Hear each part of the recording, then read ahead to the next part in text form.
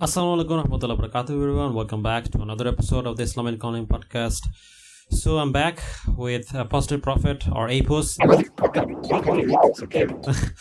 So yeah, it's been a while since I made another video on Apos. So I figured, I'll just jump back into it. So in case you guys don't know, I've been refuting all his 22 reasons as to why he left Islam. Thank you.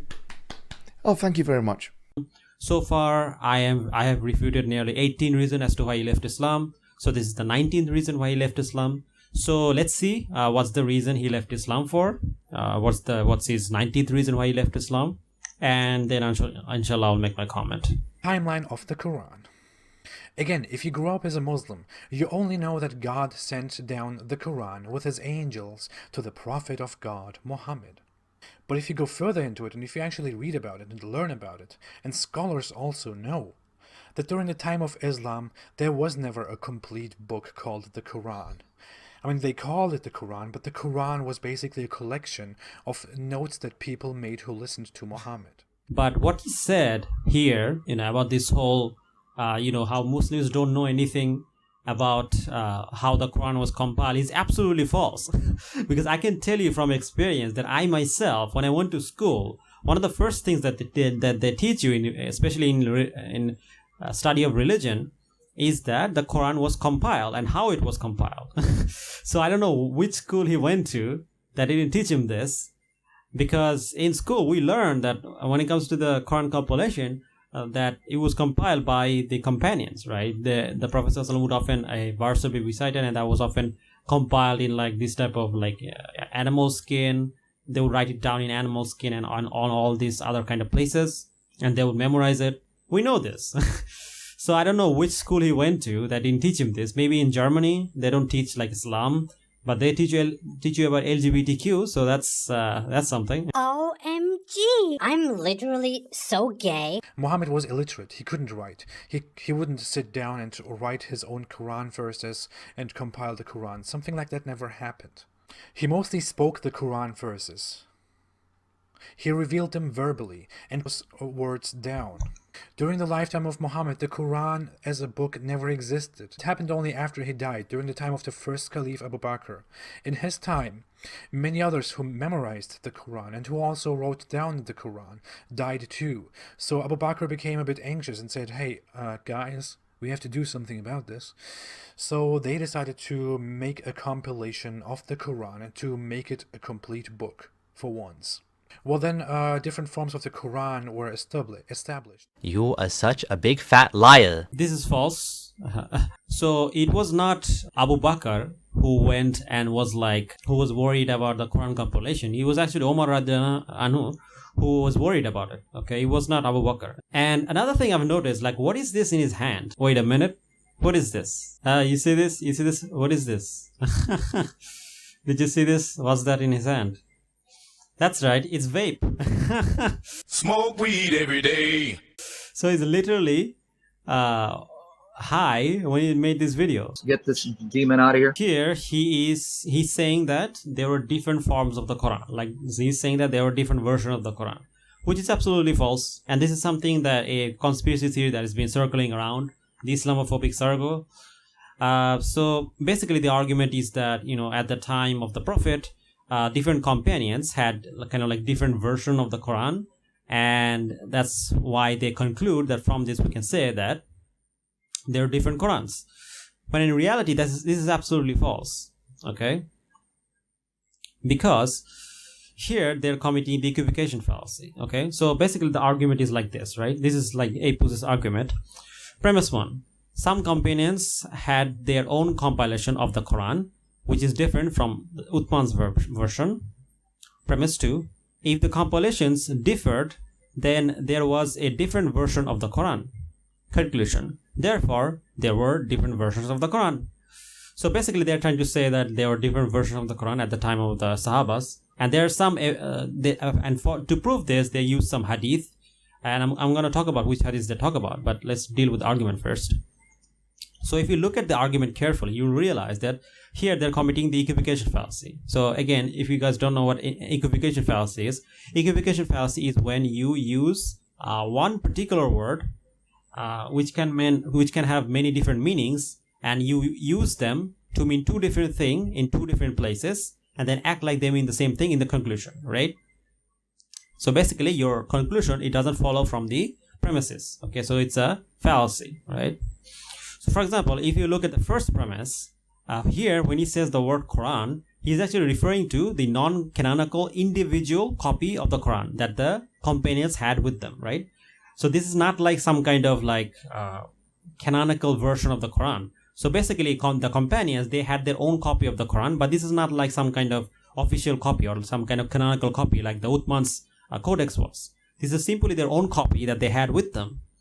And oftentimes they would like write down commentaries and like hadith in this compilation or their own copies, because it's their own personal copy. But the main reason that they copied this is because oftentimes they would want to kind of like it would help them remember, right? Because the Quran was an oral tradition, so a written copy would often help them remember things, right?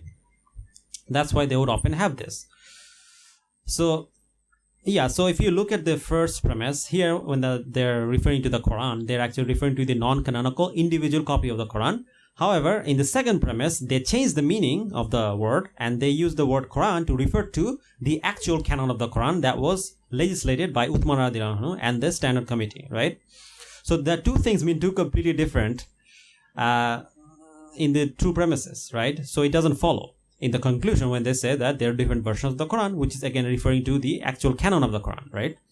By the way, when I say canon, I mean the wahi of the Quran that was revealed to Prophet Muhammad SAW, that is agreed upon by most of the Muslims and the companions.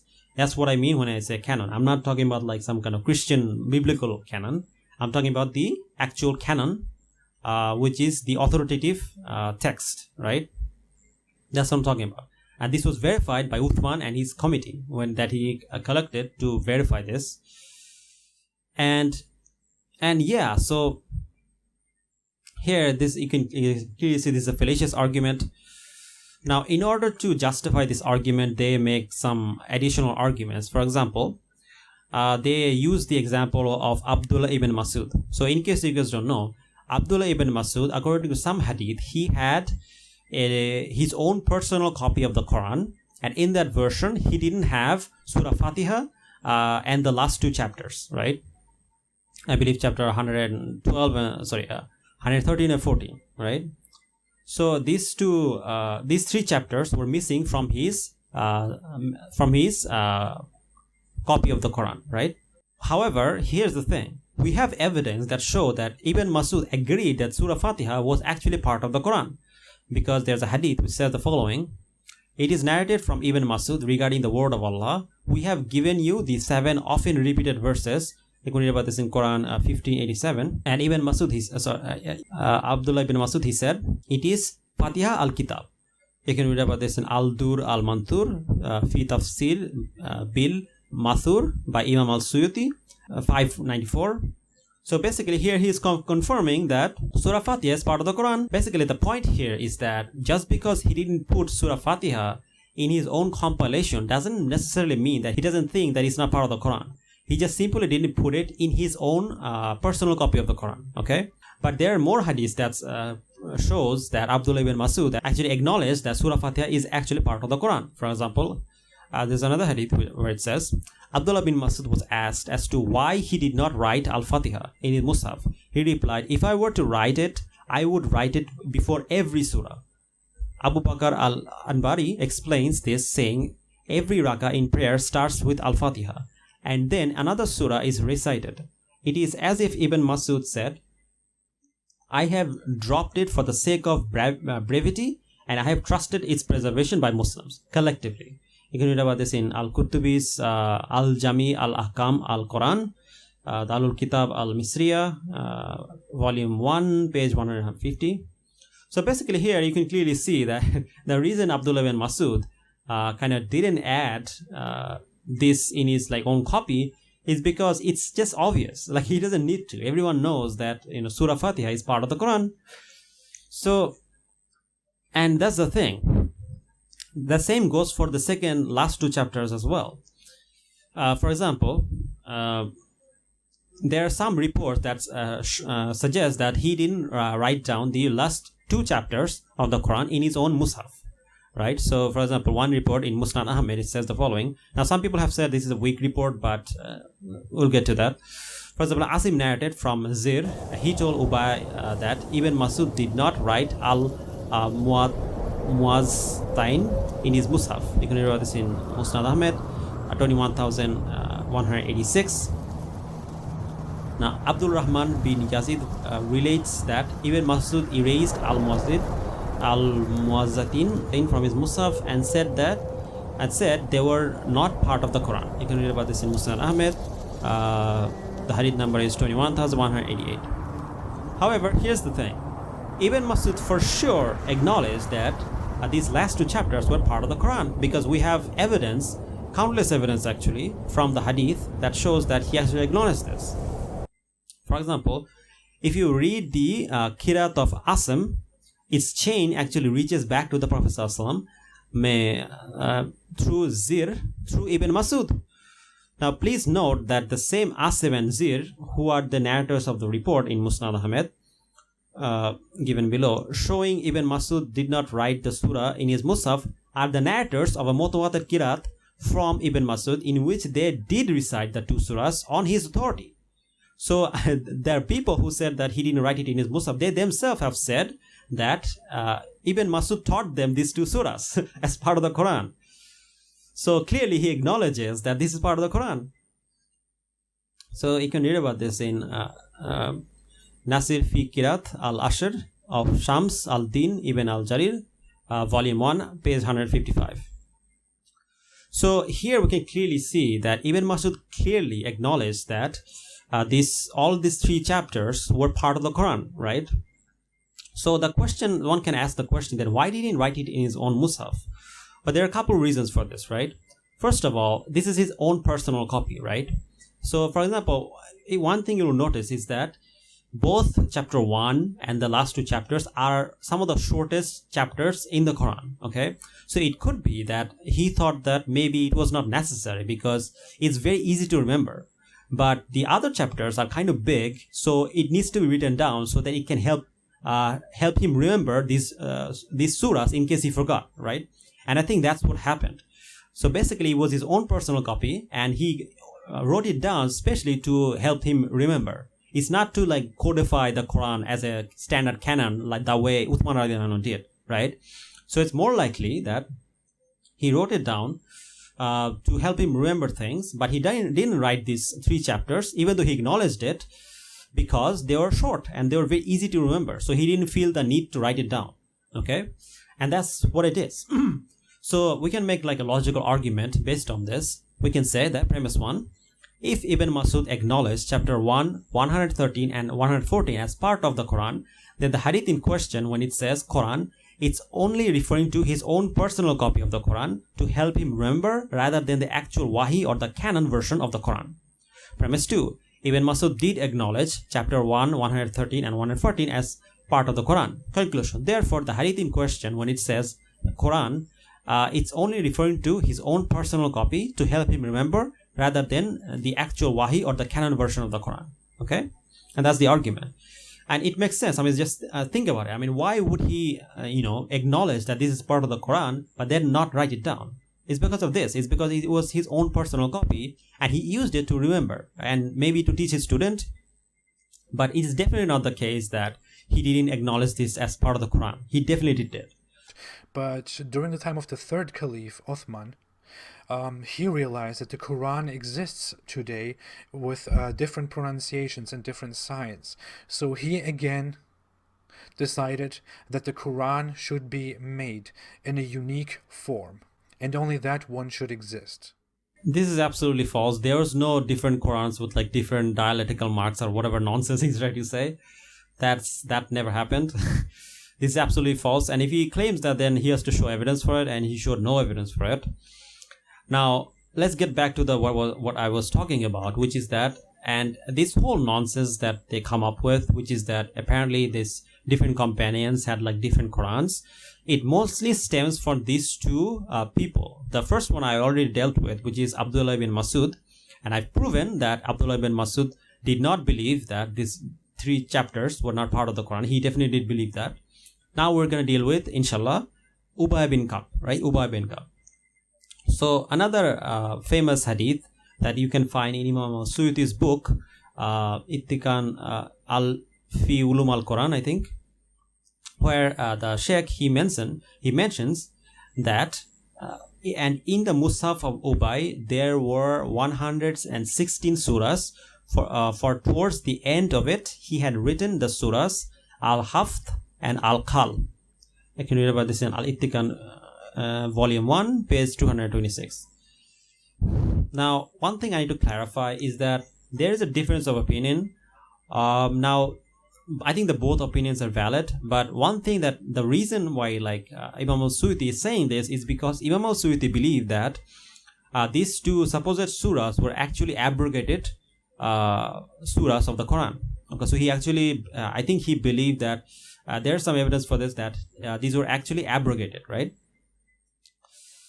These were actually abrogated.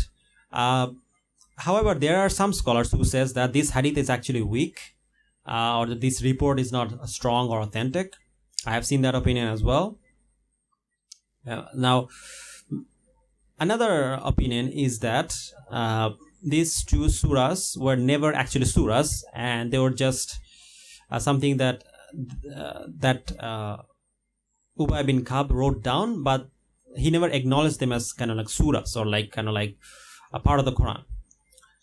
This is another opinion, and I think that the last one makes more sense to me, as we will see, inshallah. So Imam Suyuti again collects the wording of the quote-unquote surah, and he says the following: "Oh Allah, we beg help from you." So basically, this is the supposed surah that existed in the Quran. "Oh Allah, we beg help from you alone, ask forgiveness from you alone, and praise you, and are not ungrateful to you, and we part and break off with all those who are disobedient to you." So you guys know the famous story when the Prophet ﷺ was kind of angry at certain people, and he made a dua, I think, where he told Allah subhanahu wa ta'ala to punish these people, and Allah subhanahu wa ta'ala was actually angry with him. Not angry, but he actually admonished him, kind of criticized him for this, and he sent down certain surahs where he actually criticizes him and says that it's not up to you who he punishes or something like that. And it was then that this then angel Gabriel taught him this supplication, so that supplication that he taught him to say during the prayer. Okay, for example, Imam al-Bayhaqi, he records Khalid bin Abi Imran, he narrated, while the messenger of Allah, peace and peace be upon him, was supplicating against Mudhar, Gabriel came to him and signaled him to remain silent, so he became silent. Then Gabriel said, "O Muhammad, Allah has not sent you to disparage or condemn, rather he has sent you as mercy, and he has not sent you to bring torment. Not for you, O Muhammad, but for Allah is the decision whether he should cut them down or forgive them or punish them, for indeed they are wrongdoers." Again, it's in the Quran 3:128. Then he taught him this supplication: "O Allah, we beg help from you alone." You can read about this in Sunan al-Kubra. Hadith number is 3142. So you can clearly see that this supposed surah was not actually a surah. It was more like a supplication that was taught to him by angel Gabriel. Similarly, Dr. Salah Abdul Fattah al-Khalidi comments on the status of these words. He says, Omar bin al-Khattab, may Allah be pleased with him, used to recite this in the prayers, and the messenger, peace be upon him, taught it to Ali to recite this in the prayers. Yes, this is true, but it's not that it was from the Quran, rather it is supplication to Allah. Words of these 2 alleged surahs are part of the Qunut supplication. The Messenger of Allah, peace and be upon him, used to supplicate with this in the prayer and taught this to Omar, Ali and others from amongst the companions. Allah be pleased with them all. They all used to beseech Allah with these words in the prayers, and the Muslims heard and reported it from them and mentioned it in the books. You can read about this Al-Quran wa Nakth, Matan al-Rubuhan, Dar al-Kalam, Damascus, page 277. So you can clearly see like this this kind of like quote-unquote supposed extra chapters of the Quran were never part of the Quran. Okay, they were written down by Ubay bin Ka'b, but they were not meant to be the Quran. And what's funny is that we have direct evidence which shows that Ubay bin Ka'b himself taught his students the only 114 chapters of the Quran, which shows that he acknowledged that there is only 114 chapters of the Quran, right? For example, it is narrated from Atta that when Uthman bin Affan got to the Quran written in Mus'haf, he sent for Ubay, so he dictated the text to Zayd bin Thabit. Zayd wrote it down, and with him was Sa'id bin al-As, who perfected its form. This standard Mus'haf was according to the recitation of Ubay and Zayd. You can read about this in Ghaznul Ummal. The hadith number is 4789, volume 2, page number 587. Now, what's interesting is that if you look at some of the most popular qiraat of the Quran, you know how those qiraats are based on chain of transmission. If you look at the chain itself, you will see that the two most popular chain of transmission has, Ubay bin Ka'b, which means Ubay bin Ka'b actually taught his student only 140 chapters of the Quran. He never taught it with 116 chapters. He acknowledged that there was only 140 chapters of the Quran. Imam Hafs, he reported from whom? His teacher, Imam Asim, right? Imam Hafs, he reported from his teacher, Imam Asim. Imam Asim reported from Zir bin Hubaysh and Abdul Rahman al-Sulaimi. Both of them were tabi'in. What tabi'i? Let's describe this term. Sahabi is the one who met, interacted, lived with the Prophet ﷺ. And tabi'i is the one saw, interacted, lived, and were students of companions of Muhammad. So Zir bin Hubaysh and Abdul Rahman al-Sulaimi, both of them were tabi'in. Zir bin Hubaysh, he reported, learned, memorized Quran from whom? Abdullah bin Mas'ud radiyallahu ta'ala anhu. And let's go off to another tabi'i. His name is Abdul Rahman al-Sulaimi. Abdul Rahman al-Sulaimi was a tabi'i. He reported from 4 great noble close companions of Prophet Muhammad. First, Ubay bin Ka'b radiyallahu anhu. Ali bin Abi Talib radiyallahu anhu. Khalifatul Muslimin Amir al-Mu'minin. Then we have Uthman ibn Affan radiyallahu anhu. Khalifatul Muslimin Amir al-Mu'minin. Then we have Zayd bin Thabit radiyallahu anhu. So Abdul Rahman al-Sulaimi, he reported, memorized, learned this qira'ah from these 4 global companions. How many surahs did they transmit? All of them, anonymously, independently. How many surahs did they transmit? 114 surahs. Subhanallah. Imam Warsh, he learned, quoted this qira'ah from whom? His teacher, Imam Nafi'i. And Imam Nafi'i reported on the authority of 70 tabi'un. That's what Rahmatullah Ali says in his book, Al-I'tiqan fi Ulum al-Quran, page 174. In the chapter 20, the chapter of Quran's memorizers and narrators. Amongst them who were Abu Ja'far Yazid bin Qa'qa, Yazid bin Ruman, Muslim bin Jundub, Abdul Rahman bin Hurmuz, Shabab bin Nasah. All of these great individuals reported from Abi Hurairah radiyallahu anhu, noble close Muhammad sallallahu alaihi wasallam, Abdullah bin Abbas, Abdullah bin Ayyad radiyallahu anhu, and all of these great individuals reported from Ubay bin Ka'ab radiyallahu anhu. So this whole nonsense that he thought that there are only 160 chapters of the Quran is absolutely false. Yes, it is true that his Mus'haf had 116 quote-unquote chapters, but then again, his Mus'haf was not the standard copy of the Quran. It was the non-canonical personal version. It's similar to how you have Ibn Kathir's tafsir. Okay, so if you say that his personal copy was the Quran, then you have to say Ibn Kathir's commentary on the Quran is also the Quran, which is absurd, right? Because it doesn't make any sense. Just because something has Quran in it doesn't necessarily mean it is the Quran, right? So from this, we can basically make a very solid argument, which is that premise 1. If Ubay bin Ka'b taught the Quran with 140 chapters, then he didn't believe the Quran had 160 chapters. Premise 2. Ubay bin Ka'b did taught the Quran with 140 chapters. Conclusion. Therefore, he didn't believe that Quran had 116 chapters. Okay. So therefore, these two supposed quote-unquote extra surahs were either abrogated surahs or they were never part of the Quran, but were added in his own Mus'haf or a personal copy, maybe because he recited them regularly or something, but they were definitely not part of the Quran, and he never acknowledged it as part of the Quran. Okay. So in his time, People who made notes of the Quran, people who had different Qurans, gathered again and made the Quran again a final book, the book that exists today.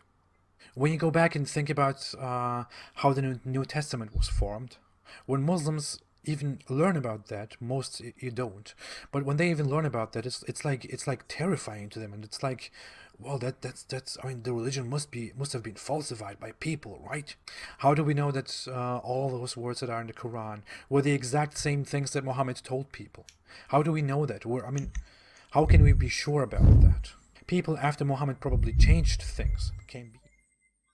We can be sure about that, Ridwan, because we have so much historical evidence that it's going to blow your mind if I just list them one by one. So here he's committing the shifting the burden of proof fallacy. Okay, so the first one is, as you can see in the screen, is the Birmingham manuscript, and it's from the 6th century.